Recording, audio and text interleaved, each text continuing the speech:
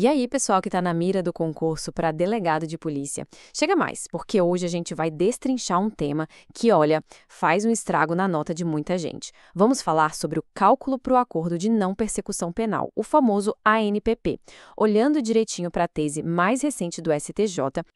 E olha, não é força de expressão não, tá? Entender certinho como calcular a pena mínima para o NPP é muitas vezes o que vai separar quem consegue aprovação de quem bate na trave.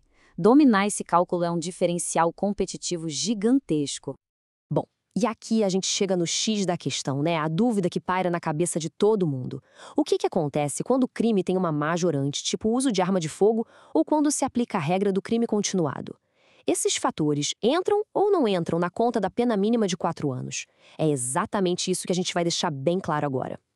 E para acabar com qualquer discussão, o STJ veio e, pá, bateu o martelo. Essa aí é a regra de ouro. A resposta definitiva, não tem mais o que discutir. A tese é claríssima. Majorantes e continuidade delitiva entram no cálculo, sim.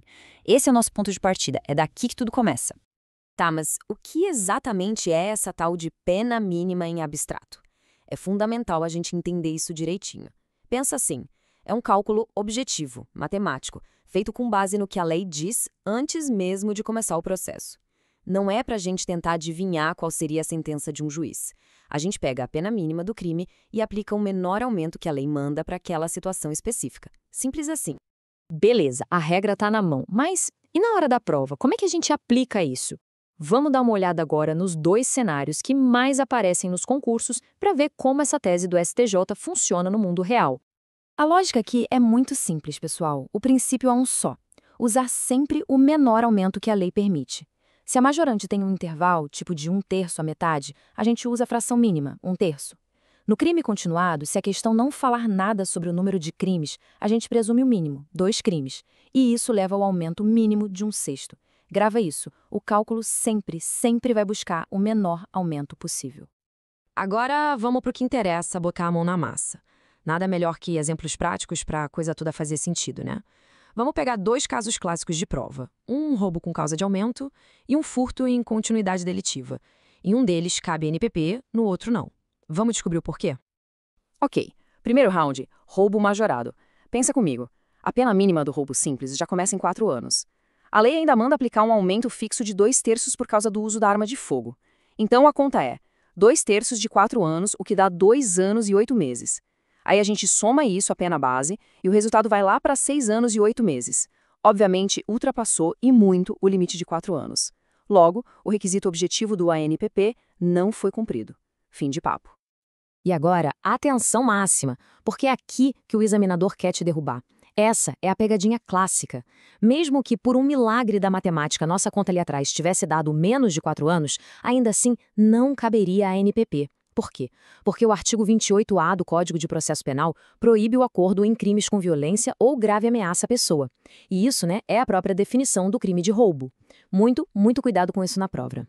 Agora vamos para o outro lado da moeda, o caso do furto. A pena mínima do furto simples é de 1 ano. Se a gente tem uma continuidade delitiva com 2 crimes, aplicamos aquele aumento mínimo de 1/6. 1/6 de 1 ano dá 2 meses. Somando isso à pena base de 1 ano, a nossa pena mínima abstrata final fica em 1 ano e 2 meses, bem abaixo do teto de 4 anos. E como o furto simples não tem violência nem grave ameaça, pronto, o requisito objetivo para o INPP está preenchido. Show! A parte do cálculo já está no sangue. Mas calma, ainda não acabou.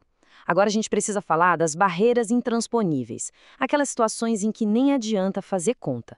São os vetos que a própria lei impõe e que precisam estar na ponta da língua no dia da prova.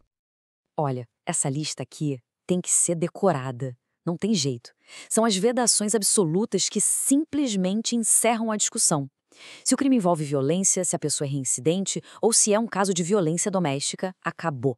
Não cabe a NPP e pronto. Memorizar isso é tão fundamental quanto saber fazer o cálculo da pena. E aqui tem outra armadilha perigosíssima, um erro que muita gente boa comete.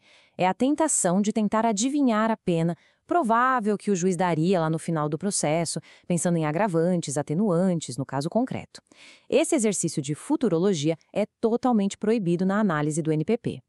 E o próprio STJ já deu a letra sobre isso, aplicando por analogia o mesmo raciocínio da súmula 438 que fala da prescrição. O tribunal deixou muito claro: a análise para o ANPP é sobre a pena mínima em abstrato. Não é sobre uma pena hipotética, uma pena em perspectiva. O cálculo é objetivo, é com base na lei. E ponto final.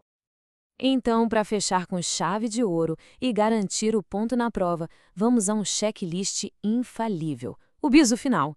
Primeiro passo, cheque as vedações. Tem alguma? Se sim, a análise para ali. Se não, segundo passo, identifique se há causas de aumento. E por último, o terceiro passo, faça o cálculo objetivo, sempre usando a menor fração. Com esse método, a chance de errar é praticamente zero.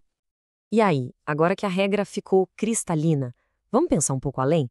Com essa tese do STJ consolidada, que outros crimes que a gente vê todo dia, que têm majorantes ou que acontecem em continuidade, poderiam ter análise do ANP impactada?